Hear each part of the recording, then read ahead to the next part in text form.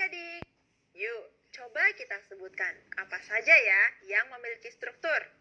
Bangunan, kue lapis, burger, candi, tubuh. Ternyata banyak ya kalau kita sebutkan semuanya. Eits, ada satu nih yang ingin kakak bahas, yaitu menganalisis struktur teks eksposisi. Menganalisis struktur diibaratkan seperti membedah. Jadi, sudah siapkah kalian membedah?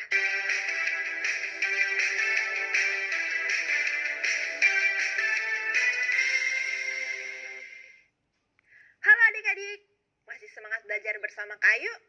Harus dong ya, karena kita sudah masuk ke journey yang baru nih. Di journey ini, kita akan belajar menganalisis teks eksposisi. Khusus untuk video ini, yang akan dianalisis adalah struktur teks eksposisinya. Sebelum kita mulai menganalisis, ada baiknya kita mengingat-ingat kembali ada berapa struktur dalam teks eksposisi. Nah, jadi adik-adik, kita ulas dulu sedikit ya, bahwa teks eksposisi memiliki 3 struktur, yaitu tesis sebagai pembuka, rangkaian argumen atau argumentasi, dan rekomendasi sebagai penutup. Nah sekarang, coba adik-adik perhatikan teks eksposisi berikut. Judulnya, Pembangunan dan Bencana Lingkungan. Dan teksnya cukup panjang ya adik-adik, tapi tenang saja, karena kalian tidak akan sendiri, melainkan kita akan sama-sama menganalisisnya. Nah, kita mulai analisisnya yuk. Pernyataan pendapat dari penulis yang memuat topik teks dapat kita temukan dalam paragraf pertama ya adik-adik. Pendapat penulis terletak pada kalimat pertama dan kalimat terakhir. Pada bagian yang ditandai secara khusus tersebut merupakan pendapat penulis. Nah, selain pendapat penulis, bagian tesis ini juga mengandung topik yang akan dibahas di sepanjang teks.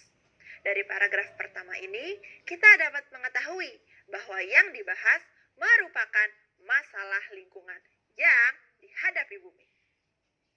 Nah, setelah menemukan tesisnya, giliran sekarang kita menentukan argumennya ya adik-adik ya.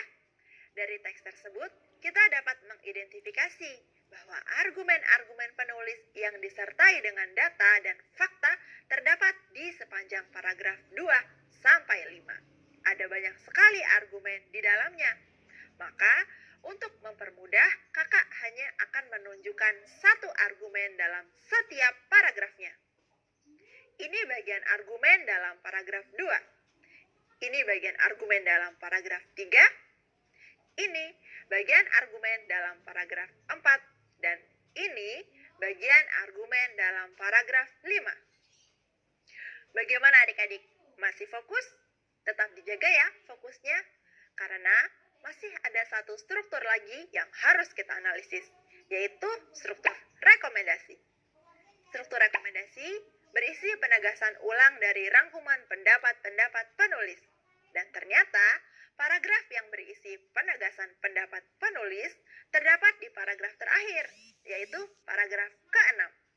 Kebetulan, memang tinggal paragraf ini saja ya yang belum kita klasifikasikan termasuk ke dalam struktur yang mana.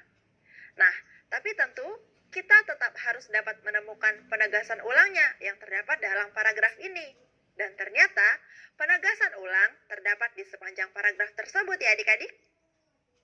Baiklah adik-adik, itu dia analisis mengenai struktur teks eksposisi. Untuk analisis selanjutnya, kita bahas di video berikutnya. Sampai jumpa.